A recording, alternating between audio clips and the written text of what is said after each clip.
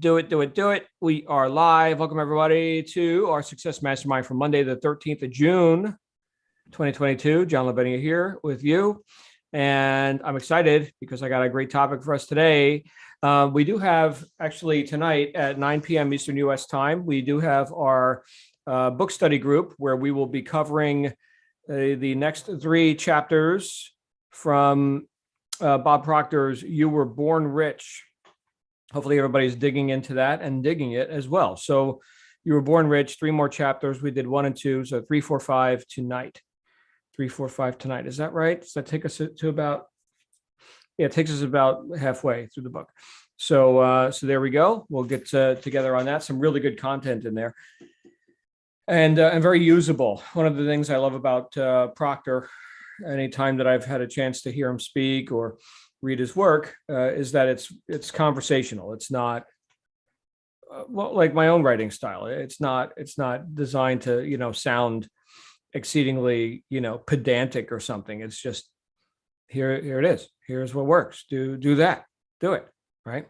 Which kind of leads into our topic for today, which is how to build confidence. Is anybody interested in how to build confidence here? No. All right, we'll talk about something else then. Actually, just for the people on YouTube, if you're on YouTube seeing this right now, if you happen to cross this by some weird error and you see yourself glued to the screen watching me talk, then you could go and actually participate in these conversations and give your input, which we'd love to hear. If you're into like philosophy and personal growth and like being successful in life, jlsuccessmastermind.com is where you go and get yourself a 2-week free trial. Guaranteed you'll love it, because if you don't, you can just leave. So there's that. So jlsuccessmastermind.com. How do you build confidence? Anybody ever read Psycho-Cybernetics by Maxwell Maltz? I know a bunch of our people here in our group have, because that's been in our book study, I don't know, 5 books ago or something like that. But one of the things that Maltz talked about was how people build confidence through experience. In other words, the best education in terms of educating yourself on how able you are and how successful you can be is through direct experience, is through actually going through the motions, getting a result, and then acknowledging and observing that result. We talked about celebrating wins last week. Was it on Friday, perhaps? We talked about, look, that worked, right? That's something that you did. That's good. Okay, so would you be more or less confident having observed that you succeeded at something? Well, obviously more confident. Now, a lot of times I hear people talk about putting on an air of confidence, like it's an act or something. I'm not subscribed to the idea that you fake it till you make it. I haven't seen that shake out for myself. I have seen persistence, and then however long it takes to have some wins, and then acknowledging those wins and then building upon them. I've seen that work out. That's not faking it, though. So just like we were talking about with Proctor, where he's very conversational and he shows you, here's some actionable things, here's some things you can do or not, I suppose, right? But just by digging into any sort of training or personal development or anything that actually has food for action, not just food for thought. Okay, so you read a book or you take a course, or you do whatever. The whole purpose of education, I'll quote Napoleon Hill. He said, the purpose of education is not to get you to think as you did not previously think. It's to get you to behave in a way that you did not previously behave. So it all comes down to the doing this, right? So what actions are we demonstrating that are the application of this tutelage, this education, this data, this whatever it is that you spent the time to consume? We've got to balance that flow. We've now got to put it out. It's one thing to be enamored with, and a lot of people are enamored with people who have reached a very high level in their profession. That could be, wow, that author's so great, his words were amazing, or wow, that actor, that celebrity, or wow, that sports hero, or whatever. It's easy to put people on a pedestal if all we do is consume. But to build confidence in ourselves, not just confidence in the superstar guy, but confidence in ourselves, we've got to what? We've got to balance those flows, and we've got to produce something, outflow, perform. And this brings up for me something that I'm reminded of, which was way back in the 1980s. I took a speed reading course. I don't even know if this thing's still on the market. It was called Reading Genius. And the guy who made it his name is Ed Stracher. We're going back in the archives now. Okay. So I think I saw it on a TV commercial or something. I was like, yeah, I want to read more books and actually comprehend like what I'm reading. That sounds good. But one of the things that Ed talked about in that course was that we've got two voices going on, or two beings, if you will, in our mind, right? And this is pretty loose, okay, but it works for me. And one, he said, is the performer, and the other is the critic. So the performer is the one that's about, attempting things, executing, doing, right? Creating, outflowing, right? Producing. And the critic never produces anything. Think of like any food critic or movie critic or whatever, right? So the critic, like the sum total of all of their criticism is no product. No product, right? So we've got both inside of us, the performer and the critic. Yeah, let's do it. No, it won't work, and here's why, right? So we've all experienced this. And when we think about increasing our confidence, we can think of it in a very binary sort of way, which is, which one of us are we feeding, the performer or the critic? Like the old proverb, the two wolves, and the one that wins is the one that you feed, right? So, and I totally didn't do that justice, but anyway, it was a Native American proverb. So we've got these two wolves, or we've got the performer and the critic. Which one are we feeding? The lack of confidence that we can observe across, society is, well, we keep feeding the critic. And after all, there's a lot of agreement with being critical. Any idiot can be critical, right? I mean, you don't have to be educated. You don't have to be anything. You just be critical. And I would give you, and this one goes pretty deep, but I would give you an idea that the person who is consistently or chronically critical, they know they have no integrity on the performer side, right? They know they're not doing what they could be doing or should be doing to further themselves in their life. Therefore, let me cut others down by being critical, right? Let me hide my own lack of integrity, ethics, motivation, whatever, by talking about all the reasons why nothing works. Everything's a problem. Everything's a scam. Nothing works. Okay, because of my own attempt to conceal or obfuscate my own lack of doing this. And we can get really busy being the critic, right? It takes just as much time as it takes to be the producer or the performer, as Ed called it. Now, if we deliberately want to raise ourselves up, out of the, just the critic character and the person who's chronically stopped, right? Then what we've got to do is become the performer, obviously. But, and here's the but, and it's a big but, okay? But I'm lacking confidence. I'm scared to reach. I'm reticent to commit. But what will they think? Who's they? The other critics, right? There's all that agreement there. But what will they think? Leaving the herd.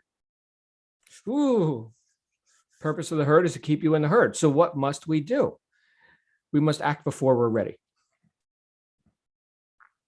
If the observance, according to Maltz, right, and others, okay, but in terms of like self-image psychology, right, if the observation and acknowledgement of that was a successful action that you just did, right, if that's what raises our confidence, not just opining about it or philosophizing about it or having a bunch of theory, but the actual acknowledgement of the reality that we are successful, if that's what raises our confidence, and we do that by degree, well, then we must perform. We must do something if we intend to increase our confidence.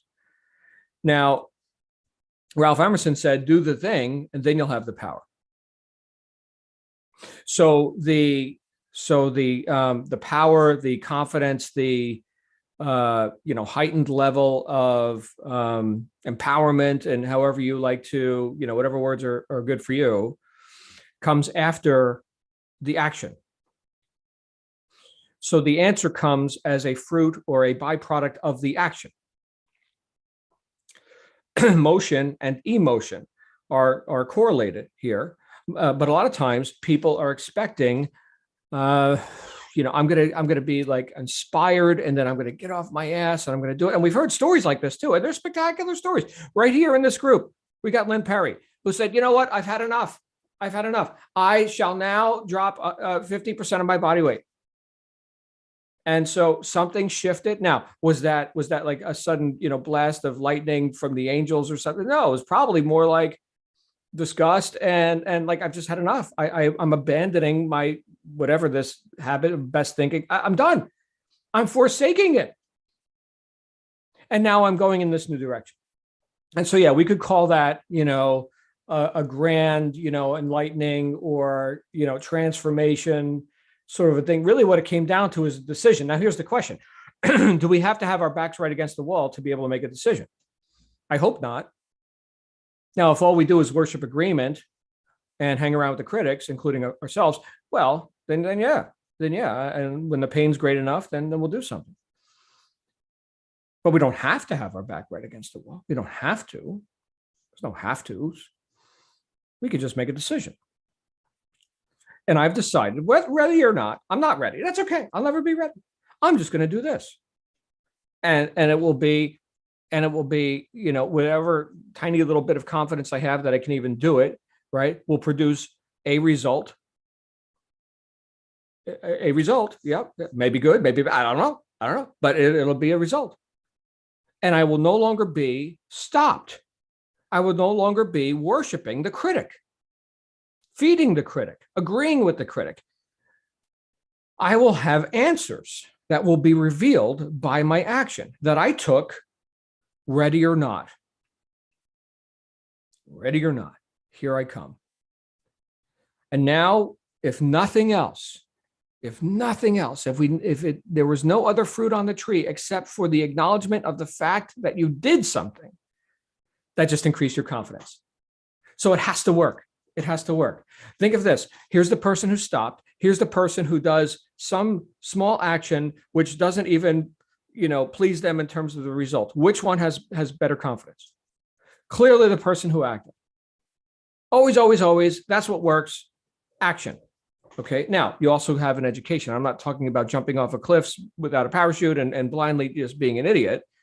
Okay. So there is that factor of, or the what was it called? The Dunning-Kruger effect, where people who are of lower intelligence, they don't even know they're of lower intelligence, and they have an excessive amount of confidence, unfounded. Okay. So we balance that with intelligence, right? We balance that with, reason and, other mental faculties, but we do have the ability, and anything we're talking about here, let's say, for example, something simple like business. Okay.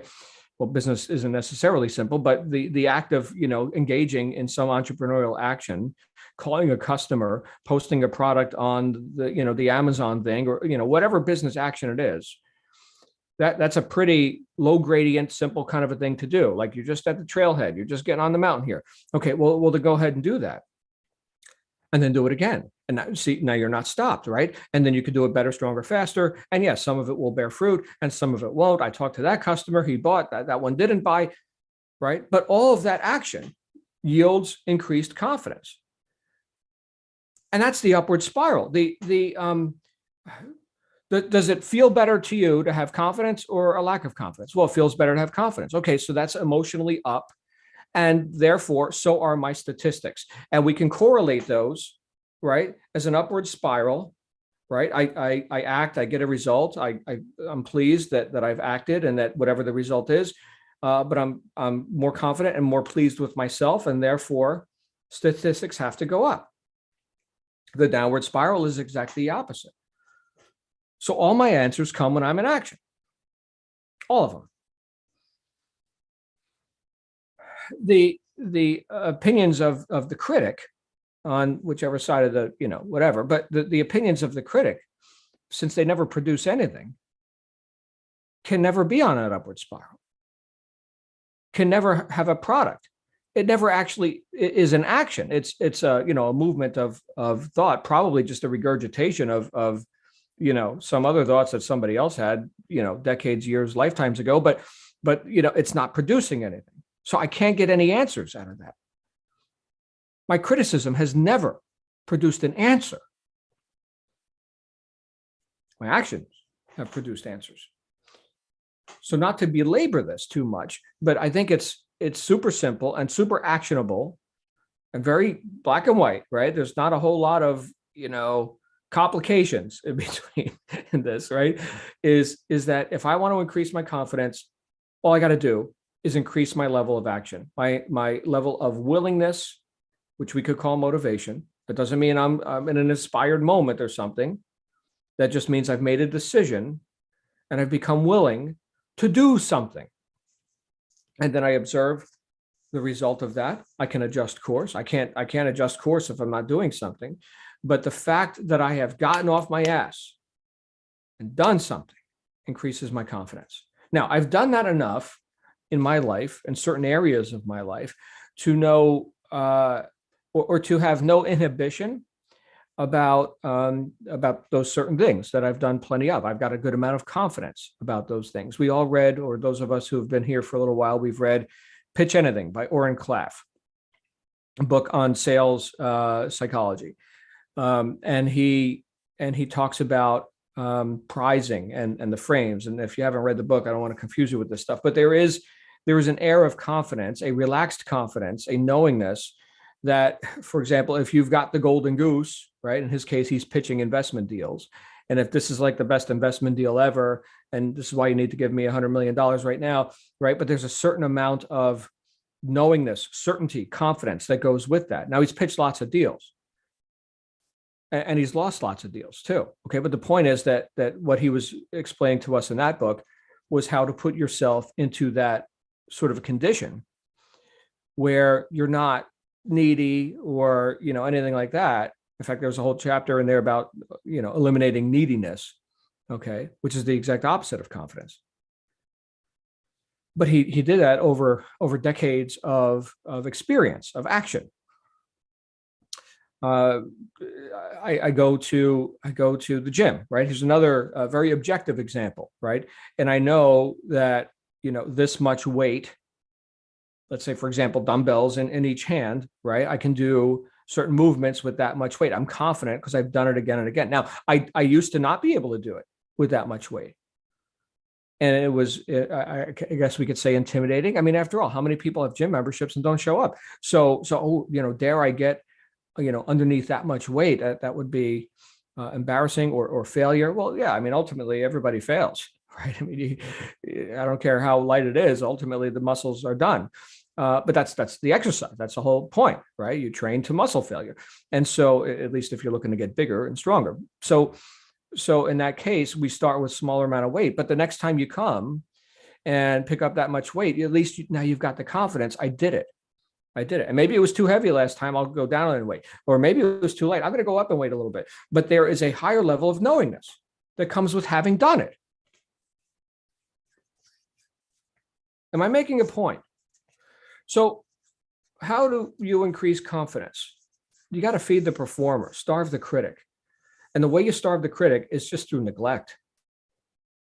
Starve, neglect, abandon, forsake, right? Pick the words that you like most. But if we have this voice inside of us that keeps telling us don't, or you shouldn't, or whatever, using our education, not jumping off cliffs, okay, being smart, okay.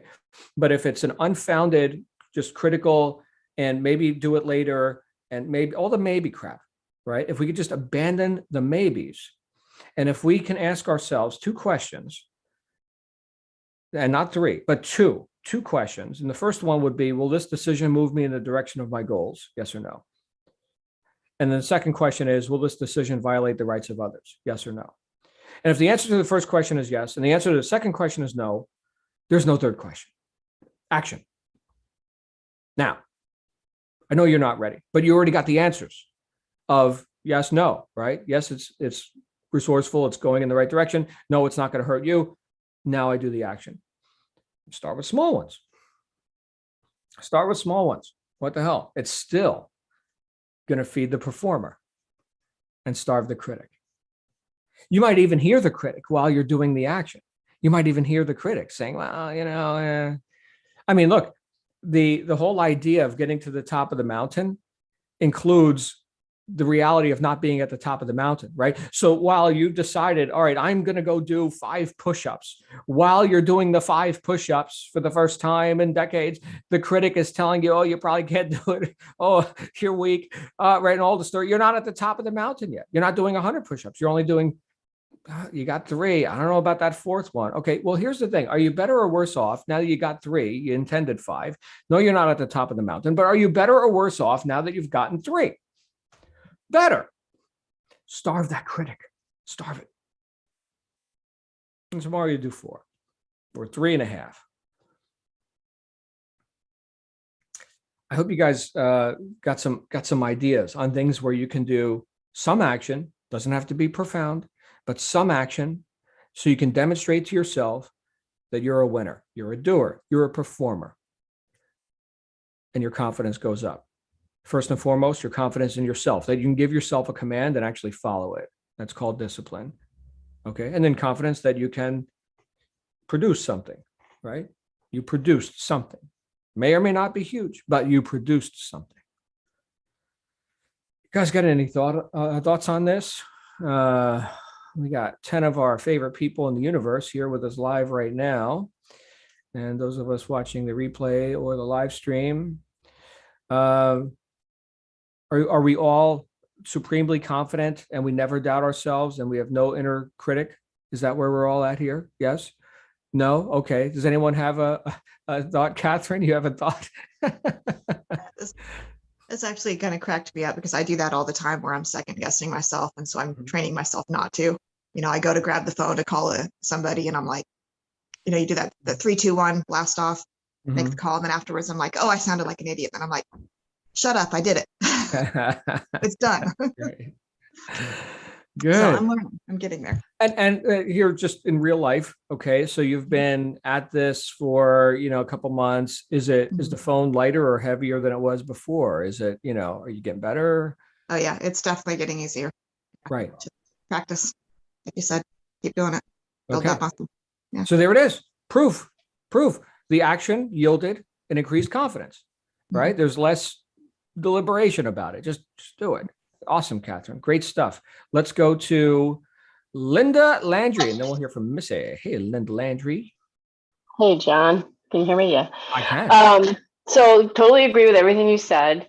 And I mean, yeah, we have to take action sometimes. So I've learned to kind of laugh at myself now, because when I do a sales call and it just went so bad, it's just like I get off the phone and I say, okay, let's reflect on how bad this was. Or, instead of criticizing myself, I say, okay, so what can I do next time to improve that conversation? What should I have said? As more or less like a comeback to what that person had said to me, So yeah, I would just add that, just reflect on it and don't beat yourself up and just kind of laugh at yourself. There's nothing you can do. It's in the past. It's done. It's over. Right. And that way I feel like I give myself a little more confidence to do the next one, because now I've reflected and learned. And yeah, so I mean, we're going to screw up. I mean, it's just nature. So can I ask you a question on that, Linda? Sure. Are you recording these calls? Am I? Yes. No, I'm not. Should I? It might be a good idea. I mean, here's the thing. If you've got, all right, so we're talking about our answers come from our action, right? And so you're doing the action. Another sub action that we could do is analyze that action, right? So if there was a recording and here you are kind of like in your own world of, well, maybe I could have said that. What if we all got together, listened to the recording, and like, bam, oh, I would have done that. I mean, that's instructive, right? True. Yes. So that's another action that we can piggyback on Right. right? If you've got samples of, your work. Right.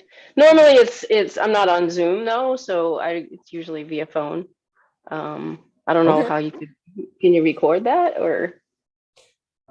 Sure. Well, you know what? What I do, I typically never use my actual phone, so the device itself. But I do have Skype, which I know is antiquated, and Microsoft owns it and all that. But I can do outbound calls with Skype. I got like the unlimited US and Canada and England and whatever. But there's an add-on application on a Mac. It's called Skype Recorder for Mac, and it's from a company called Ecamm. On a PC, there's Pamela records Skype calls, and it just records everything. Like I don't even have to think about it. And I got this whole running archive of calls. Then I just every month or so I just grab them all and throw them onto an archive hard drive to get them off my computer. But if I needed that material, it's there. All right, so that's another piece of machinery you could use. The other thing is if you're doing it like with an actual phone, you can always just have a recording device or something there. And I mean, it's a little bit clunkier, right? It's just so I kind of like. Yeah, there's even, and look, even with Zoom, there's like Zoom calling. I've used Skype and now FaceTime and Telegram and other stuff, but there is Zoom calling. I think it's something you subscribe to. Maybe somebody else knows. Where you've got like a Zoom phone number or something. I'm not sure. Yeah, I don't know. Interesting. Okay. I'll have to check it out. Yeah, I'd love to hear some samples. Okay. Yeah. Well, I would love you to critique it. Yeah. Well, and not just me, right? I mean, I don't, I don't know everything, but we get like there's a mastermind group, right? We could do like a Wednesday night, call critique, hot seat or something. Everybody bring your best or worst sample. Oh God. Yeah. But but we have to do it in such a light way. Like, okay. I mean, how else are you gonna learn? Margaritas. Well, keep in mind that it's all the best of intention. It's not like sit around and air your laundry and everybody's critical of you. No, it's like let's learn here. Let's learn. Yeah, I like it. I like it too. All we need is the material. Get some samples. Okay. What do you think, Missy? You got something for me? That's really a fantastic idea because we may not, what we remember may not actually be what actually happened. So thank you for that. I have Skype, but I've never used it. So I'm going to do that. And this has been an inspiring session. And by the way, everybody listen to Linda Landry. She's very balanced. She's very calm. She's very centered and she knows her stuff. So you should listen to her and she's very good at advice. What you talked about reminds me immediately of Theodore Roosevelt's very famous speech, The Man in the Arena. And I can't remember if that was the speech where he got shot as he was walking inside and like, we have to go to the hospital. He said, after I finished my speech, and he gave an hour and a half long speech. But anyway, it may not be that speech, but he said, the critic does not matter. It's almost verbatim. He has produced nothing. He has nothing to show for his life except the continued criticism of everyone else. And that's how he hides from himself. And it's very easy to criticize people who are big and do big things because they also tend to have big failures because they're willing to jump out and do the crazy things. So they're going to fall harder. But the inner critic is the one we got to watch out for because it's very sneaky. It's different from the mastermind where people have all the good intention. That inner critic has no good intention. And it has held me back and paralyzed me for so many years because I fed it as if it knew something. It's just a nothing. That was like a 300-pound weight that we're all carrying around. You got to cut the cord, starve it, plonk it on the head, run it over with the car, and just keep doing. And I wish I had recorded a call the other day because it went great. Everything was great. Loved it. And then gone from the universe, abducted by, the Greys or something. I don't know. I don't get it. But it would have been very helpful if you could listen to that call and say, but Missy, right here, you said this. So that would be great. So thank you for all those ideas. Thank you, Linda. Thank you, everybody. brilliant, brilliant subject. Very good. All right. Well, I think we got a lot of people that are going to be researching telephony recording mechanisms after this. This is good. Good times. Yeah. If you're talking with a customer or a prospect or whatever, that's good. That's good material. And by the way, whether you record your calls or not, you should be recording in terms of, typing notes and whatever, as you're talking to, I don't care what industry it is, but as you're talking to the client or customer, that's all data on what's important to them. And if you had nothing else but that, you could make sales. Right. So good stuff. All right. So we got, who else we got here? Thank you, Missy. We heard from Catherine. We got Daisy here, Edward, Gail's here, Ingrid's here, Janet and Lindsay and Lynn. Any other thoughts on building confidence and what actions you could take to build said confidence? Again, remember, it all comes from action, not from sitting around thinking about it. Let's go to Lynn. Hey, Lynn. Where is she? Somewhere. She was here. Okay, very, very quick observation. You were talking about confidence. The more you do it, the more it builds up, and you use the analogy of the gym. Mm-hmm. And it is. That's why I'm trying to be quick. I'm so sorry about the dog. No, it's okay. We've learned about your dog. It's all good. I go. Right. Sorry, everybody does. God. No, it's all good. It's all fun. Yeah. Okay. So it's literally like building muscle power. Mm-hmm. Just absolutely. I mentioned I tango, and I haven't tangoed for about 4 years because feet, and my tango partner was in China, and he came back the other day, and I was in the kitchen talking to him, saying, I don't think I know how to dance anymore. And he just quickly, and I was following. Right. And it's like, muscle memory. And it's like that with confidence. It's like once you've got something, it's its own brain muscle. It's its own brain muscle memory. It's like, I can do that. I did that last time. I'm going to turn this off, or you can talk now. Okay. Thank you, Lynn. So everyone here knows how to ride a bicycle, right? Yes. Okay. So no. Okay. Well, if you did know how to ride a bicycle, you would always know how to ride a bicycle, because once you've got that, now that's not as complicated as knowing the moves of tango, and maybe Lynn doesn't have every little nuance perfectly demonstrated the way 4 years ago. Okay, but there is such a thing as memory. We do have that. Once we learn how to ride a bicycle, which again only works when it's moving. Another metaphor, right? You can't steer a parked car. You can't keep a bicycle upright unless it's moving. All right, that has to do with gyroscopic force, which is dealing with gravity and all that. But as a motorcyclist, I've read quite a bit on what makes all this work.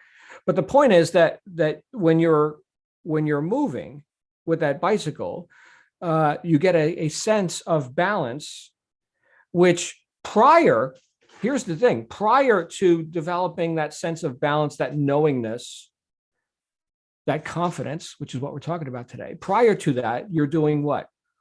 You're hypercritical of any imbalance. So if the bike leans over just a little bit, you get a whole lot of attention going on to, oh no, I'm going to fall, and the bike is not perfectly straight. And of course, I'm scared to go faster because, if I fall, which I feel like I'm going to do, and I'm going faster, well, then I'm going to get injured, right? So let me go slower. And so the bike does fall. So we become our own worst enemy before we know how to ride the bicycle. Once you understand that speed is your friend, gyroscopic force, right? Move that thing and then let go. It's not going to fall. You could, force it to if you really wanted to fall. But at that point, you could just let go of the handlebars, and there's no need for input. The bike will go straight and keep itself up. And now you know it. That's what it feels like. And now when you lean a little bit deliberately, or you hit a rock or something, it's not, hey, whatever. I have no attention on that. I know it's the natural state of the bike to stand up when moving. We never forget that. Okay. Now it reminds me, you guys probably get a laugh out of this. Anybody ever seen the movie The Spy Who Shagged Me? Austin Powers, right? Where he lost his mojo. Okay. The punchline, of course, in the movie was that he had never really lost his mojo, but he got conned into thinking that, you know, he no longer was the international man of mystery, and so he had to go reclaim his mojo, but he had it the whole time. Okay. Silly, stupid movie, lots of laughs. Okay. Dr. Evil and all this, but, and Mini-Me, but I guess the moral of the story is quite, you know, it's workable. It's good, right? You didn't forget how to tango. You didn't forget how to ride that bike. You didn't forget how to be a performer. You didn't lose your mojo. The critic told you did. So go demonstrate that. Go demonstrate your mojo. In Austin Powers' case, demonstrating his mojo meant other things which we won't talk about here on this call. Anyway, any other thoughts on how to get your mojo? None? All right. Tonight, 9 p.m. Eastern U.S. time. You Were Born Rich, Bob Proctor, chapters 3, 4, 5. I'll see you guys there. Make it a great day. Love you guys. You're awesome.